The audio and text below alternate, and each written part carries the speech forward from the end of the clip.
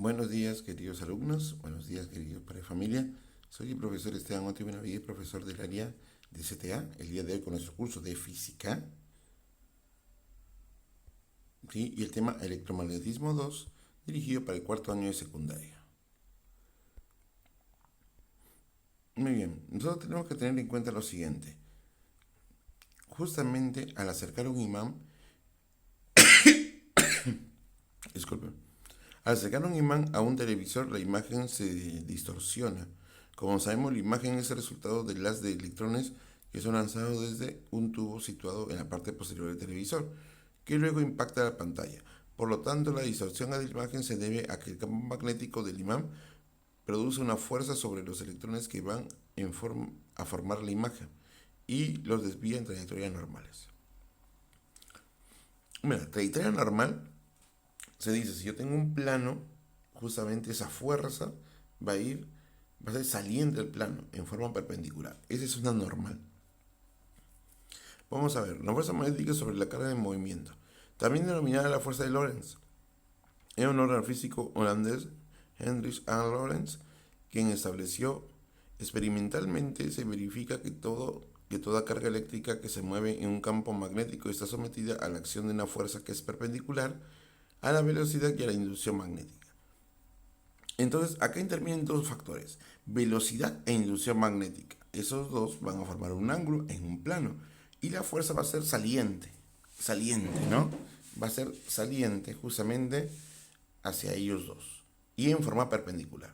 Por lo tanto, la fuerza magnética se define como el valor de la carga, porque obviamente tenemos que definir una carga que se está moviendo por V por B por el seno del ángulo, o sea, el ángulo que forma justamente V y B, donde B vendría a ser la inducción magnética y B vendría a ser la velocidad y V vendría a ser la velocidad. Muy bien, entonces se tiene que aplicar la regla de la mano derecha, ¿sí? Para poder ver la orientación, ¿sí? Imagínense, esta es la mano derecha y yo veo la orientación. Acá son los dos vectores y acá está mi fuerza normal. Ahora, si la carga se mueve paralelamente a la dirección del campo, o sea, el ángulo es cero, la fuerza magnética es cero. O sea, si se mueve la carga paralelamente a la dirección del campo eléctrico, no hay fuerza magnética. Si la carga se mueve perpendicularmente y forma 90 grados, ¿no? Y la fuerza magnética forma, obviamente es normal, ¿no? Pero si el ángulo que forma la inducción magnética y la velocidad es 90 grados, entonces tendría su fuerza magnética máximo. Sería el producto de los dos vectores, tanto inducción magnética como velocidad. Entonces, eso es lo que tenemos que ver nosotros ahora, justamente. Igual pasaría con un conductor, la fuerza magnética es perpendicular a ella. Y acá tenemos justamente el último, ¿no? Consideremos un conductor rectilíneo en un campo magnético homogéneo, ya, ahí está. Ahí justamente pongo yo un cablecito y por ahí pasa corriente eléctrica. ¿No? Entonces, ¿cómo se definiría? Se definiría la fuerza magnética vendría a ser la inducción de campo magnético, ¿no? Por la intensidad de campo, por la longitud, ¿sí? ¿De quién? La longitud del cable o conductor, por el seno del ángulo. Y es así como se calcula la fuerza magnética. Entonces vamos a ver los dos casos diferentes en cada problema. Muy bien. Acá te dice, calcula la fuerza magnética que se ejerce en un campo magnético uniforme de B igual 5 teslas sobre una carga que es 8 coulombs que tiene una velocidad de 100 metros por segundo. Muy bien, entonces tenemos que usar únicamente las fuerzas, nada más, la definición de fuerza. Entonces tenemos la fuerza magnética que es igual a la carga por la velocidad, por la inducción magnética por el seno del ángulo. La carga, ¿cuánto es? Te lo dan acá, 8 coulombs. La velocidad sería de 100 metros por segundo. La inducción magnética, 5 teslas, acá está, por el seno del ángulo que forma V con P. ¿Cuál es el ángulo que forman? 37 grados. Listo, operamos. El seno de 37 es 3 quintos, obviamente por ángulos notables. Finalmente el resultado me sale 2400 newtons, después de operar todo eso. Sencillo. Nada más usamos la fórmula y se acabó con eso. Acá es lo mismo, ¿no? Me dan que la carga es de 25 millicoulombs, perdón, que son 25 por 10 a la menos 3 coulombs. La velocidad, que es 100 metros por segundo. La inducción magnética, que es 10 teslas. Y la fuerza, que no sé cuánto es. Ahí está la formulita. Fuerza magnética es igual a la carga por la velocidad por la inducción magnética por el seno del ángulo. Listo, reemplazamos 25 por 10 a la menos 3 por 100 por 10 por el seno de 53. Seno de 53 es 4 quintos, porque es el ángulo que forman, obviamente, ¿no? Tendríamos acá 25 por 4 quintos y el resultado me da 20 newton. Esa vendría a ser justamente mi fuerza magnética de 20 newtons. En el siguiente, a partir del gráfico calcula el módulo de la fuerza. Ya me dan acá la inducción magnética, que es 3 teslas, la velocidad, que es,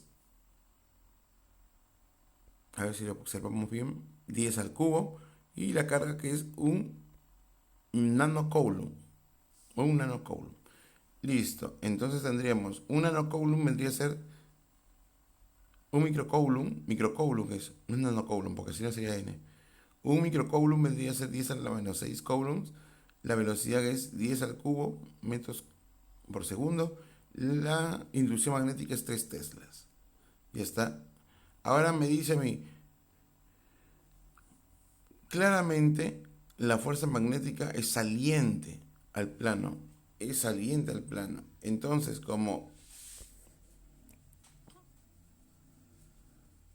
y aparte de eso, el ángulo que forma la inducción magnética y la velocidad es 90 grados. ¿Por qué razón? Claramente se nota que es perpendicular. ¿Por qué? Porque es saliente. Entonces, el campo magnético va para como para arriba, como mirándote para ti, y la velocidad va así. Entonces, justamente, si este vector y el vector, que es horizontal, van a formar 90 grados. Por lo tanto, tendríamos la fuerza magnética máxima, que sería carga por B por V. Multiplicamos los datos, teníamos 10 a la menos 6 por 3 por 10 al cubo, y tendríamos que la fuerza magnética es de 3 por 10 a la menos 3 newtons. Esa vendría a ser justamente mi respuesta en la número 3.